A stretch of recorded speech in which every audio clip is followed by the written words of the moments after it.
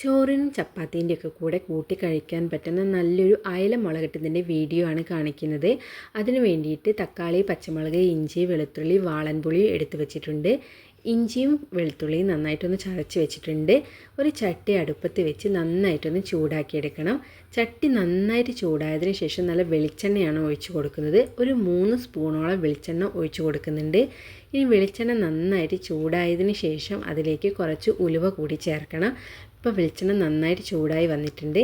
ഇനി അതിലേക്ക് കുറച്ച് ഉലുവ ചേർത്ത് കൊടുക്കുന്നുണ്ട്. ഉലുവ ചേർത്തതിന് ശേഷം ഉലുവ നന്നായിട്ട് ചൂടായിട്ട് അതൊന്ന് പൊട്ടി വരണം. പൊട്ടുന്ന ശബ്ദം കേൾക്കുമ്പോൾ അതിലേക്ക് ചതച്ച് വെച്ചിരിക്കുന്ന ഇഞ്ചി, അതുപോലെ തന്നെ ചതച്ച് വെച്ചിരിക്കുന്ന വെളുത്തുള്ളിയും ചേർത്ത് കൊടുക്കുന്നുണ്ട്. ഇനി അതിലേക്ക് ബാക്കി അരിഞ്ഞ് വെച്ചിരിക്കുന്ന തക്കാളിയും പച്ചമുളകും കൂടെ ചേർത്ത് നന്നായിട്ടൊന്ന് വഴറ്റിയെടുക്കണം. പച്ചമുളകും തക്കാളിയും ചേർത്തതിന് ശേഷം ഒന്ന് വെന്ത് വരുന്നത് വരെ ഒന്ന് വഴറ്റിയെടുക്കണം. ഇപ്പോൾ തക്കാളിയും പച്ചമുളകും ചേർത്ത് കൊടുത്തിട്ടുണ്ട്. ഇനി അതൊന്ന് നന്നായിട്ട് വഴറ്റിയെടുക്കണം. തക്കാളി വെന്ത് ഉടയേണ്ട ആവശ്യമില്ല, എന്നാലും അത്യാവശ്യം ഒന്ന് വെന്ത് വരുന്നത് വരെ വഴറ്റിയെടുക്കുന്നുണ്ട്.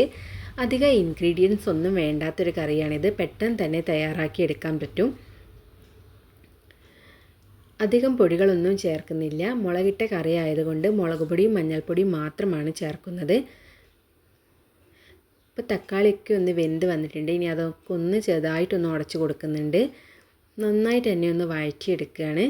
പച്ചമണമൊക്കെ ഒന്ന് മാറി ഒന്ന് തക്കാളിയൊക്കെ ഏകദേശമൊക്കെ ഒന്ന് വെന്തിട്ടുണ്ട്. ഇങ്ങനെ ഉടച്ച് കൊടുക്കുമ്പോൾ ഉടഞ്ഞ് വരുന്നുണ്ട്.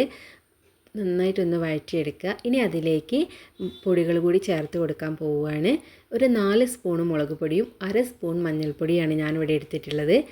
പൊടികൾ ചേർത്ത് കഴിഞ്ഞിട്ടുണ്ടെങ്കിൽ നന്നായിട്ട് തന്നെ വഴറ്റിയെടുക്കണം. അല്ലെങ്കിൽ പൊടി അടിയിൽ പിടിച്ചു പോവും, കരിഞ്ഞൊക്കെ പോവും. അതുകൊണ്ട് നന്നായിട്ട് തന്നെ വഴറ്റി കൊടുക്കണം. പൊടീൻ്റെ ഒരു പച്ചമണമൊക്കെ മാറുന്ന വരെ തന്നെ നന്നായിട്ടൊന്ന് വഴറ്റിയെടുക്കുക. ഇതിൽ കുടംപുളി ചേർത്താലും നല്ല ടേസ്റ്റാണ്. കുടംപുളി ഇട്ടിട്ട് വെക്കുന്ന കറിക്ക് നല്ല ടേസ്റ്റ് തന്നെയാണ്. എൻ്റെ കയ്യിൽ കുടംപുളി ഇല്ലാത്തത് കൊണ്ടാണ് ഞാനിവിടെ വാളൻപുളി ചേർക്കുന്നത്. അപ്പോൾ പൊടികളൊക്കെ ഒന്ന് നന്നായിട്ട് വഴൻ്റെ ആ ഒരു പച്ചമണമൊക്കെ ഒന്ന് മാറി വരുന്നുണ്ട്. ഇനി അതിലേക്ക് എടുത്ത് വെച്ചിരിക്കുന്ന വാളൻപുളിയും കൂടി ചേർക്കാൻ പോവുകയാണ്.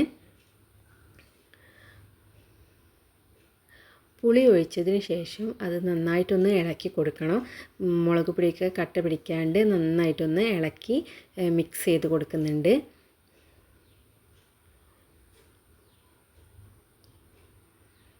നന്നായിട്ടൊന്ന് മിക്സ് ചെയ്തതിന് ശേഷം അതിലേക്ക് ഇനി കുറച്ച് വെള്ളം കൂടി ചേർത്ത് കൊടുക്കണം. കറിക്ക് ആവശ്യമായിട്ടുള്ള വെള്ളം അതിലേക്ക് ചേർത്ത് കൊടുക്കണം.